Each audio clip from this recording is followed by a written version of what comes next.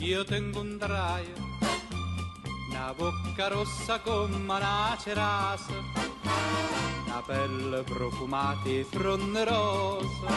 Io tengo un draio, volevo offrirti pagandola anche a rate, no brillante. In this instructional video, I'm going to show you how to make an authentic, hand-tossed New York-style pizza. So let's go.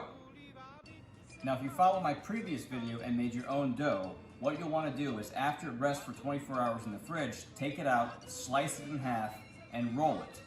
When you're ready to make your pizza, you've got to pull that dough out and let it sit on the counter for 2 hours and have a wet, kind of damp cloth over it, all right? If you don't want to make your own dough and you want to buy a pizza dough already made, you'll still want to pull it out of your fridge and let it rest on the counter for 45 minutes to an hour. The first thing you'll want to do though is preheat your oven to 400 degrees with your pizza stone already in the oven. Now I'm using a 14-inch pizza stone and so what I'm going to do with that is I'm going to stretch out my dough to about 14 inches, a diameter of about 14 inches. So on a clean surface, you'll want to lightly flour your silestone or granite, and you want to use a clean, smooth surface to do this pizza.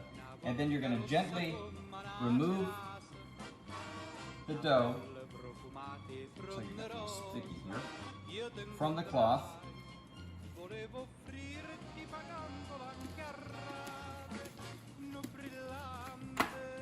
And lay it right down on your flour. Now because this is a bit wet, I'm going to add a little bit more flour to the bottom. But we don't want to use too much flour because too much flour on top of the stone will actually burn and will make the pizza taste a bit bitter. So you've got two sides. The top side here that I pulled the dough off of, and then the bottom side. We want to work with the top side facing down so the rough side is facing you. And the first thing you want to do is make your border. So with your fingers, you're just going to very gently pinch the edge of the pizza dough and in a circular motion slowly turn it until you've reached the other side. You don't need to use a lot of force here because your dough has been out for 2 hours and so it's very soft. Alright? Then you want to press in the middle, give it a pop. Now you'll want to define your border. So without using any additional flour, I'm pressing on the inside of the pizza and my left hand is kind of guiding this border here. And I'm going to work my way around the entire piece of dough.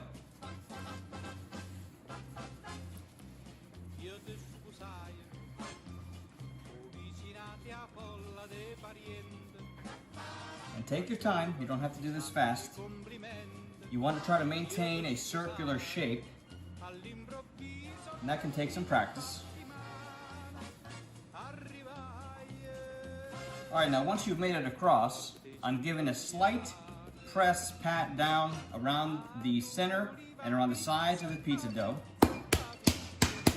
And using your knuckles, not your fingers or your fingernails, but your knuckles, you are going to gently lift this piece of dough off the silestone or granite, and you are literally going to just kind of toss it in the air and catch it with your knuckles.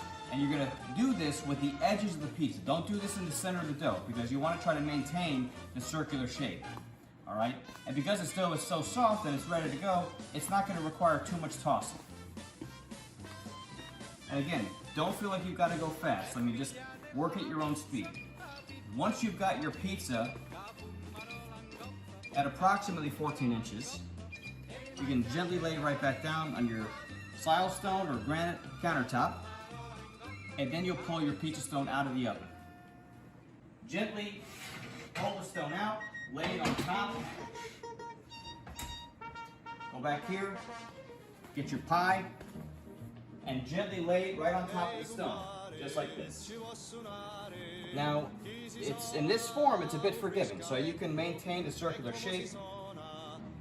And what I have found with these convection ovens is I preheat and pre-cook the shell for about 8 minutes before I sauce it, before I cheese it. So now I'm going to gently lay the entire stone back in the oven, and I'm going to set my timer for 8 minutes.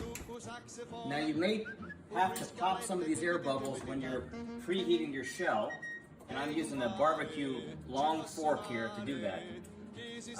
But try to keep your oven door closed as much as possible. So once your shell is pre-cooked, you're going to take your oven mitts and you're going to take the entire stone out of the oven and gently place it right on top of your stone. Now we're going to sauce and cheese it right on the stone. Now before we sauce and cheese it, I like to have vegetables in my pizza. Because I'm feeding 2 kids, I'm going to do half cheese, half veggie. And so what I've got here is basically some artichokes, some sun-dried tomatoes, fresh garlic, peppers, onions, and fresh spinach. Now whenever you add fresh spinach to a pizza, the way to get it to cook without it wilting is adding a little bit of olive oil. You want this to be a little bit wet, and the best way to do that is to add a little bit of olive oil in there. I'm going to throw all my veggies in there together, artichokes, my peppers, my sun-dried tomatoes, and my garlic. I'm going to give this a light toss with my fingers. I'm going to make sure that that spinach is nice and coated with the olive oil. This will prevent the spinach from drying out on top of your pizza, okay? Get all that garlic in there. You can never have too much garlic. Now that you've got your veggies ready, now you can sauce and cheese your pizza. Now, you can make your own pizza sauce, or you can buy a couple different brands of pizza sauce. You'll use about maybe 8 ounces of sauce for this 14-inch pot, okay? And basically what you want to do with the sauce is you just want to gently coat it around the pie. Leave a little bit of room for your border. Now you'll see the fresh basil. You can see the fresh basil in this sauce. Like I said, 8 to 10 ounces of sauce. Really depends on you. Some people like more sauce, some people like less sauce. But because I'm using fresh vegetables, that is going to provide additional liquid once those veggies cook. And then I'm just going to basically coat this nice. And once you have your sauce in your pizza, you'll want to add 1 teaspoon of grated Parmigiana cheese, or you can use fresh pecorino.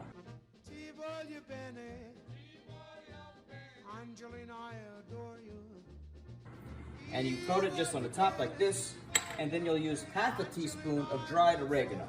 Again, we'll just give this a light coat. Now we're ready to add our cheese.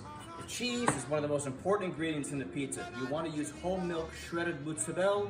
I'm using a blend between mozzarella and fresh shredded provolone. And you want that cheese to be thick. Don't get the thin shredded cheese. You want it to be thick, shredded off the block. I'll take a handful, and with my right hand, I will guide the cheese as I start to coat the pie. Now when you do this, you're maintaining basically a border around the entire pizza, and that's what my left hand is doing right now, my right hand is doing. It's preventing the cheese from falling off the stone, off the pie. Always start with the corners first and work your way in, because remember, when cheese melts, things are going to travel. And so when we add our vegetables, now whether you want to add pepperoni or sausage or meatballs or extra cheese or tomatoes, you always add your toppings on the corner, on the sides, and you work your way in. So we've got our toppings here. I said I'm going to do half vegetables, and then we're going to do half cheese. So I start with the corners, okay? And I work my way into the center. So never start with the center and work your way out with your toppings. Now because we're adding a lot of vegetables to this pizza, you might need to adjust the cooking time. So we're going to start at 10 minutes and then we're going to see how it does. Once you've got your vegetables on, take your oven mitts, gently place the entire pie back in the oven. Now what I'm going to do is I'm going to actually turn it and put the half vegetable side in the back of the oven because that's where my hot spot is. Now just set your timer for 10 minutes and we'll wait and see if we need to adjust the time.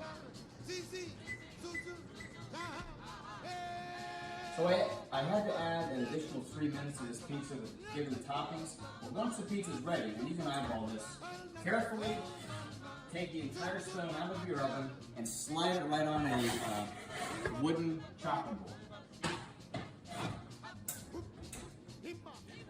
Now we've got our half vegetable, half cheese. With your pizza knife, start your first cut right down the middle.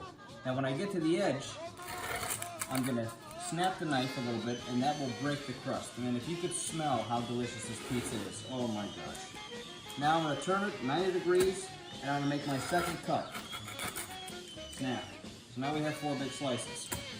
Again, snap. Again, snap. And there is a delicious homemade pizza. Now traditionally pizza is served with Chianti. I'm not a fan of Chianti, so I'm using a different red wine. Or you could, of course, open up your favorite beer for this. The only problem with making homemade pizza is once you make it homemade, you are never going to buy a frozen pizza again.